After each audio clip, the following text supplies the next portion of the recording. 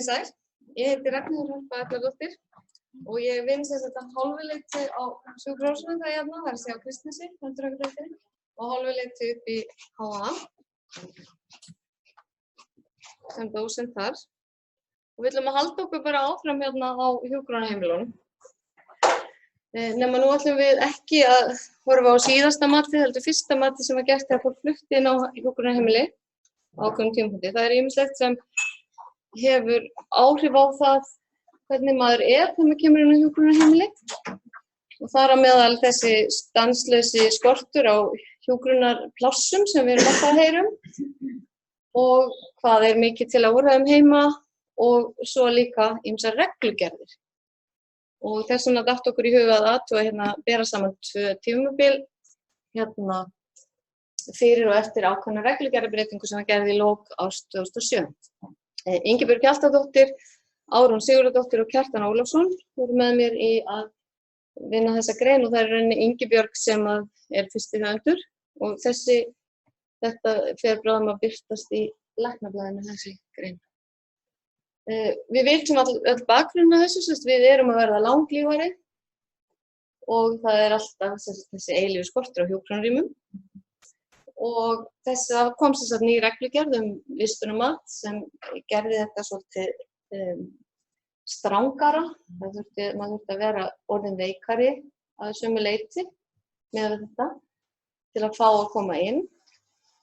Og það hefur verið skylda að leggja fyrir þessi próf eða þetta ræmat sem hún var að tala áðan frá því 1996 en það var ekki alveg farið að sinna því vel fyrir en eftir 2000 eða fyrir en frá 2003 og eftir. Og við ætluðum að athuga í þessari rannsókn hvort að heilsufari fólks við flutninga á hjúkrunarheimili væri lakara þá eftir breytingar á þessari reglugerð og hvort að dánatíðnin, eða það er að segja hvort fólk lifði skemur eftir vistaskiptin eftir þetta og hvaða þættir hefðu helst forspargildi fyrir lifun eftir flutningin. Og við fengum þetta gagnasafn, stóra gagnasafn frá landlækni. Við fengum allt safnið frá upphafi mælinga þannig að þetta safn var rosalega stórt. Það voru yfir 12.000 einstaklingar og vel yfir 7.000 breytur. Það tók svolítið tíma að taka til í þessu safni og við endum uppi með að vera með 5.229 manns sem voru höfðu komið inn á hjúkrunarheimili frá 2003 til 2014, loka 2014. Þetta var það tímabil sem við höfðum frá, nokkuð áreiðanleg gögn og við unnum með það. Og það þurfti að vera búið að gera þetta fyrsta mat frá komu innan 6 mánaða. Og við völdum 9 sjúkdómsgreiningar til þess að vinna með í þessu og niðurstöðu 6 prófa eða kvarða. Auk þessu að skoða komið á dánadæmi. Þessir 6 kvarðar eru þessi lífskvarði, þunglyndiskvarði, viðbragðskvarði, verkjakvarði, ADR-kvarði og vitnikvarði. Og í öllum þessum kvörðum þá þýðir hærra skora manni líði verr eða sé með meiri skerðingu og færni á meðan nema í virknikvarðanum þar sem betra að vera með hærra. Og við bárum saman hópana með svolítið mismunandi tölfræðaðferðum bara eftir eðli gagnanna, hvort þetta voru parametrisk eða ekki parametrisk í rauninni gögn. Og svo gerðum við athugun við lyfin með Kaplan-Meier og Cox eftir prófi og svo notuðum við Cox áhættu þáttagreiningu. Þetta er hvernig hóparnir litu út og það er sem sagt þannig að það var marktækt, þau eru marktækt aðeins eldri eftir 2008 og það voru aðeins fleiri með Alzheimer hlutfallslega, ef við skoðum prósentutölunar sem eru sigurinn fyrir alltaf, þá verða heldur fleiri með Alzheimer og heldur fleiri með hjartasjúkdóma, með áfengi grasastíflu eða þannig, blóðþurrðasjúkdóminn hjarta, hjartabilun, sykursýki og langvinna lungnapípu. Og meðan annað stendur í stað. Og niðurstöðurnar úr kvörðunum voru þannig að þar urðu breytingar, marktækar breytingar á öllu og það varð verra í öllu nema í þessu. Það var verra að við að fá hátt í þessu en betra hátt eins og við vitum ekki alveg af hverju þetta með félagslega virkni eða að geta tekið þátt félagslega hækkaði þegar samt sem áður Alzheimer varð algengari og svo framvegis, en svona kom þetta út. Svo athugum við lyfjuna og þetta er lyfin eftir fyrsta árið. Þetta er 1 árs lyfin og við erum með aðra mynd fyrir 2 ára lyfina og ástæðan fyrir því að við erum með 2 myndir er bara svo að við vildum þá sýna alla af því að við höfum bara tekið 2 ára lyfina þá höfum við ekki getað notað öll gögnin við höfum ekki bara getað notað til loka 2012 af því við vorum bara með upplýsingar til loka 2014.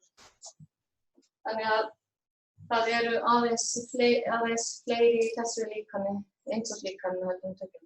Og það sjáum að þarna fyrir 2008 að þá eru það 73,4% sem enn á lífi eftir ár á meðan það eru ekki nema 66,5% á lífi eftir ár eftir 2008 til 14 og eða 13. Þannig að það er 26,6% af fólkinu sem deyr á fyrsta ári eftir komu fyrir 2008 en 33,5% á seinna tímabili.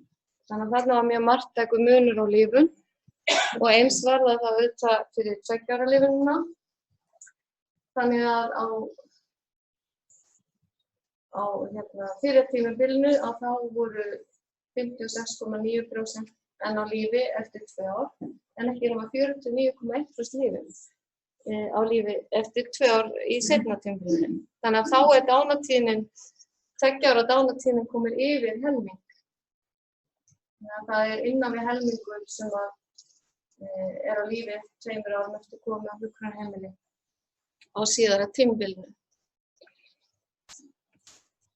Og þetta er náttúrulega einfaldasta og skýrasta taflan í dag. Og gott að fá að sýna hana svona.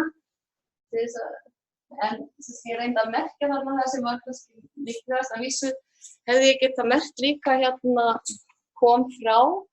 Það er bara ekki eins hátala en það jókst marktækt hvað voru fleiri sem komu beint frá sjúkrahúsi.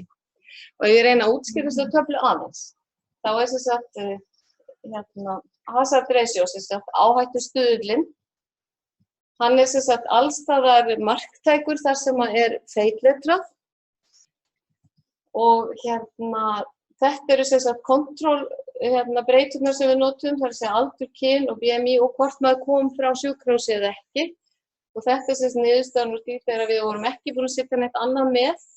Og svo í þessum dálki hér að þá hafum við bætt við bara einni breytu, tekið eina breytu í einu með þessum. Þannig að niðurstaðan fyrir allar þessar breytur hér er þá er búið að kontrollera fyrir þessu fyrir eina breytu í einu. Og meðan þessi dálkur hér sýnir niðurstöðuna þegar allar breyturnar voru settar saman í líkamanum. Er þið með? Og svo sama þá eins fyrir síðari hópinn hérna. Og það er greinilegt að á báðum tímabilunum er það þannig og það kemur okkur auðvitað ekkert mikið óvart að hjartablóðþurrð, hjartabilun og langvinn lungnapípa eru mjög sterkir áhættuþættir.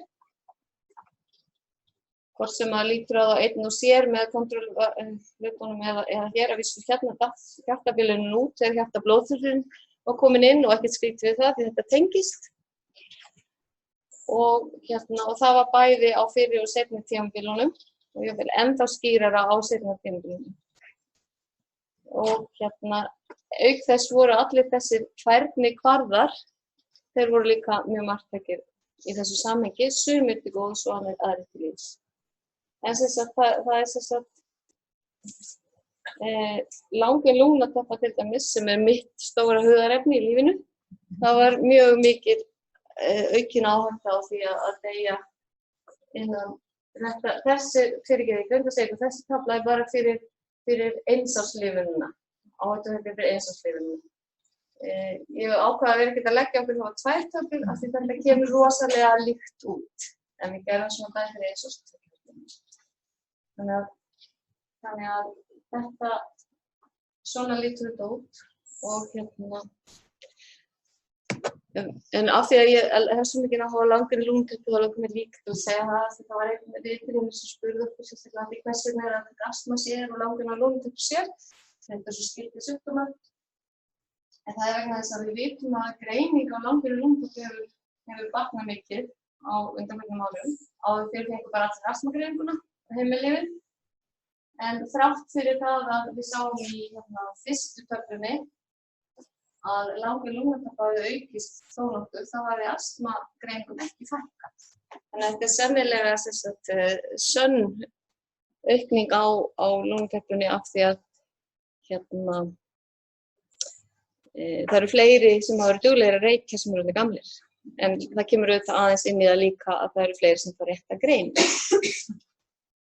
Nú, ályktanirnar okkar í þessu er það að sjálfsögðu að heilsufar fólks við innflutning á hjúkrunarheimili eftir 1. janúar 2008 er greinilega lakara heldur en nokkur ár þar á undan og dánartíðnin var talsvert hærri. Við sjáum líka að það eru fleiri sem koma inn beint frá spítala. Forgangsröðunin sem að forgangsröða þessum veikustu inn á hjúkrunarheimili virðist því hafa tekist ef það var markmiðið með reglugerðarbreytingunni. Það hafi verið.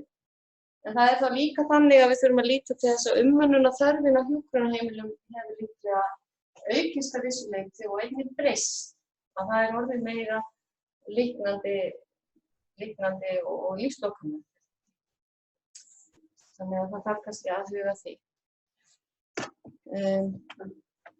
Þá bara þakka ég kærlega fyrir.